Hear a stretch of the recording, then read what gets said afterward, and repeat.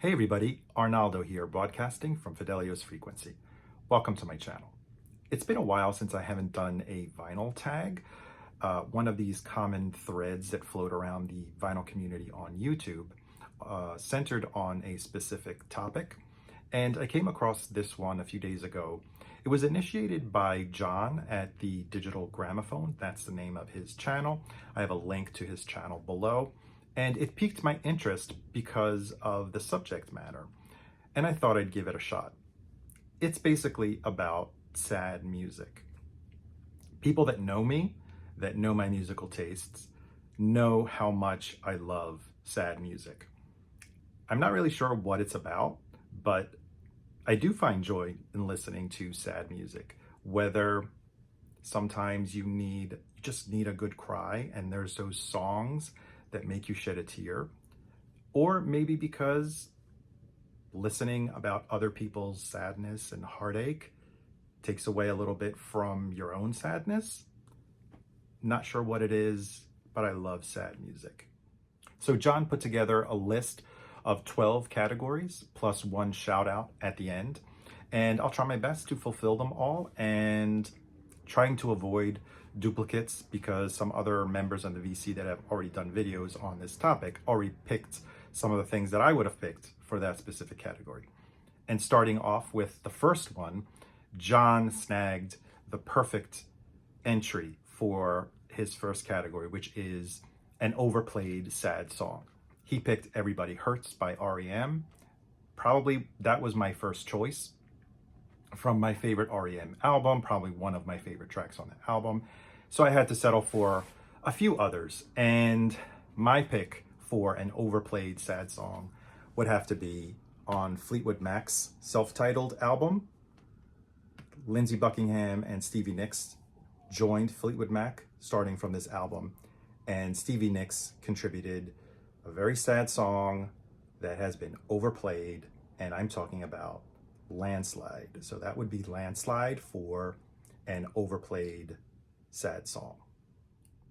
Category number 2, you're listening to music at home, in the car, at work, for those of you who can listen to music at work, and someone walks by, friend, relative, coworker, and says, "What is this sad bastard shit that you're listening to?"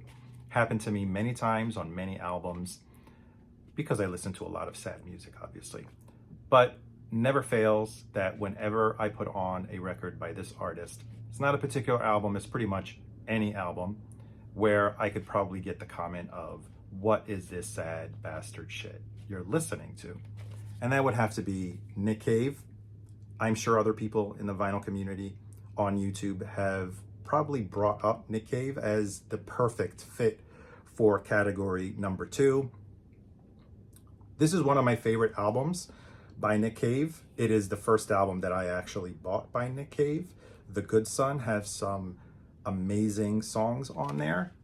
Foi na Cruz, the opening song, The Good Son, the weeping song. Can you get any sadder than that? Beautiful album. I love Nick Cave. Probably not his saddest album, but the one that drew me in with his sadness to his music. The Good Son by Nick Cave. Number 3, a sad album to many, but a party to you. Also known as It's My Party and I'll Cry If I Want to. Again, I can't just pick one album by this artist because I associate this artist with sadness most of the time. And whenever someone listens to her music, will probably prompt the comment of, "Wow, this is depressing," or "This is sad." I love her. I caught on to her with her second album, maybe third if some people count her first album that was withdrawn, and that was Ultraviolence, was the album that hooked me into her. And then I totally fell in love with Lana Del Rey.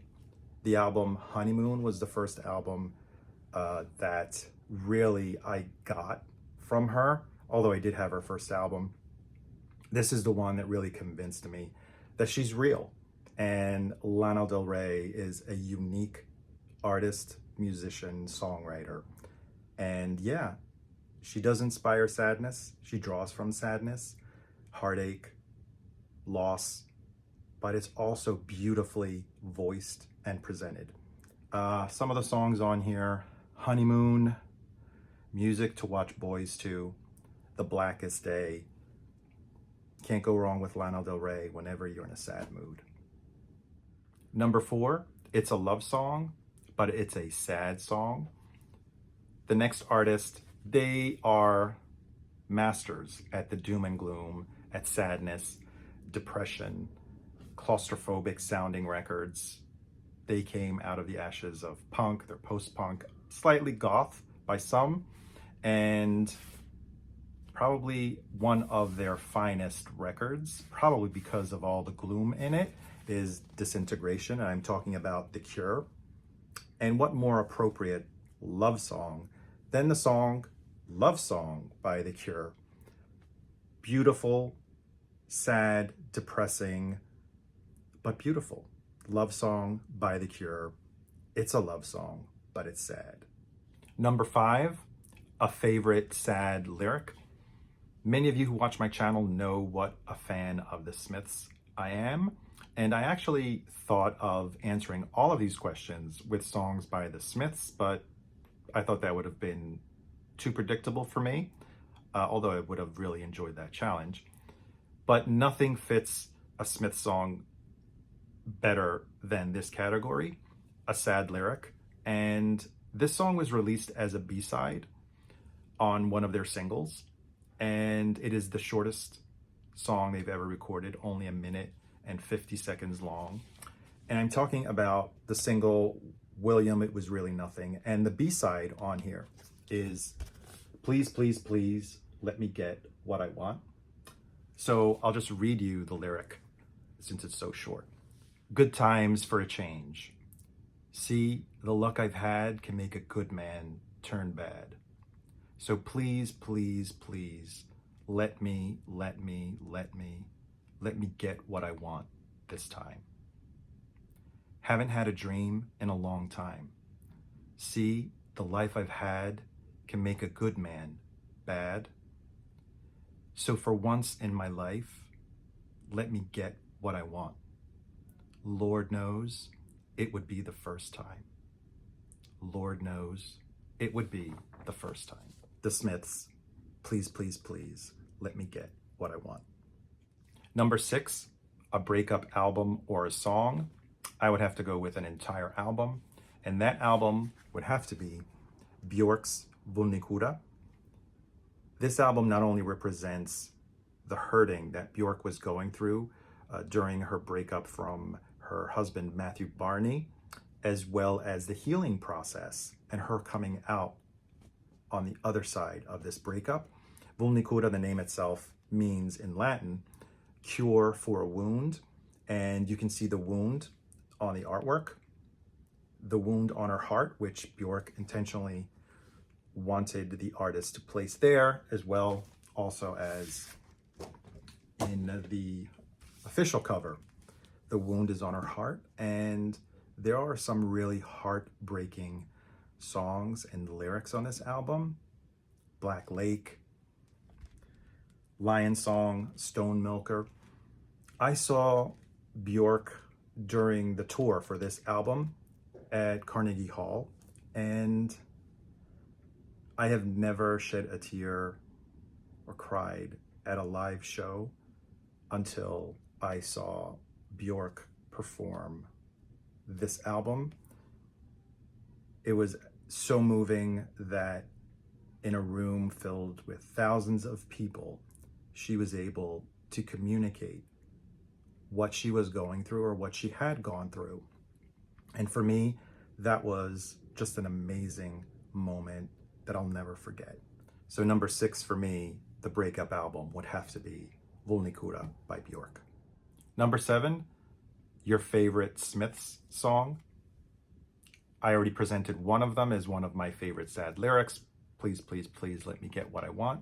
Although one of my favorite Smith songs, it's not the number 1. And I'm kind of spoiling it here because at one point I will like to rank and do a video on my channel about my favorite Smith songs. So I'm just throwing it out there. I already did a video on this song. the debut video of my Smiths miniseries. I'm talking about the very first single released by the Smiths, the very first song released by the Smiths. And that would be Hand in Glove, my favorite Smiths song. Number 8, the Saddest song by a popular band. And I believe this song actually topped a list many years ago. Not sure if it was a Rolling Stone list, but they did a list of the saddest songs ever written. And who would have thought it would be Wild Horses by the Rolling Stones. Number 9, Tears in Your Beer, a sad country song. Well, there's a lot of sad country songs to pick from. I would say most of the country that I like from the past, they're all very sad, bluesy kind of songs. But this is from a group that came many, many years later after this song was recorded or written. The Cowboy Junkies did an album called The Trinity Sessions. There are a lot of country songs, covers on here, as well as some of their originals and non-country songs. Sweet Jane, probably the most beautiful rendition, and this is by Lou Reed himself saying Sweet Jane by the Cowboy Junkies is the best version ever recorded of that song. But I don't want to talk about Sweet Jane. The country song that I find is probably one of the saddest is by Hank Williams. I'm So Lonesome I Could Cry. Beautiful version on the Trinity Sessions by the Cowboy Junkies. Beautiful album altogether, beautifully recorded in a church.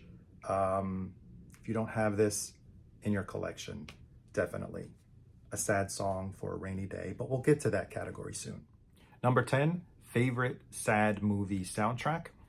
This artist contributed 3 songs to the soundtrack of the movie Call Me By Your Name with Armie Hammer and Timothée Chalamet. The song was actually nominated for an Academy Award in that category. I'm talking about Sufjan Stevens. And the 3 songs that he contributed to the soundtrack are Mystery of Love, which is the song that was nominated, and Visions of Gideon, as well as Futile Devices, which all 3 of them are included on this really hard to find now EP.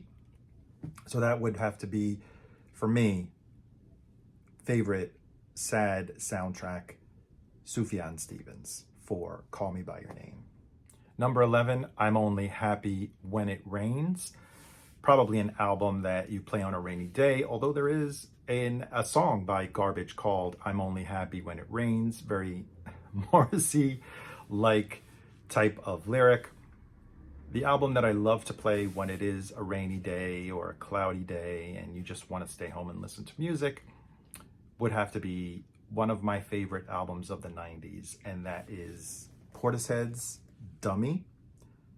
Perfect for a rainy day, at least for me. And some of the songs on here, there is actually one song on here that almost made category number 1, an overplayed sad song. And that would be Roads, which is my favorite song on this album. I've heard it so many times in so many, it is like the perfect soundtrack in many movies or TV shows. I've heard that song played so many times, Roads. But not only that, there's so many amazing songs on here. Yeah, it's very sad. Beth Gibbons' voice kind of conveys sadness and sorrow in her delivery. So my rainy day album, Dummy by Portishead.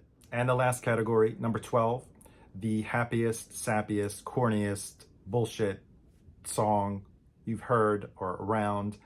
I don't have this song. I don't have their album. I flipped through the album so many times in the used bins as well as the 45, although I should get it. But why? Because I hear it all the time. It's still overplayed. It could have made the first category with only the exception that it's not a sad song, it's a happy song, but one of those corny, happy songs. I am kind of sick of it. I hear it in TV commercials a lot, in movies and TV shows. Katrina and the Waves, Walking on Sunshine.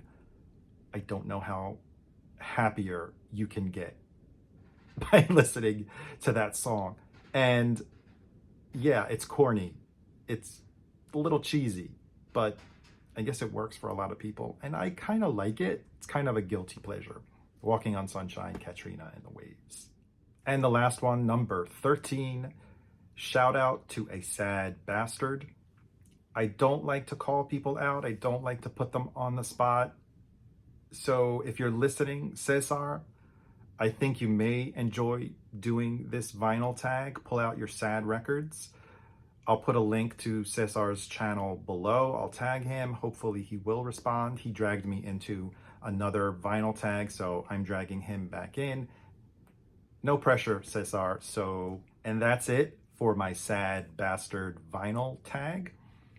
Thank you for watching. Thank you for putting up with the sadness.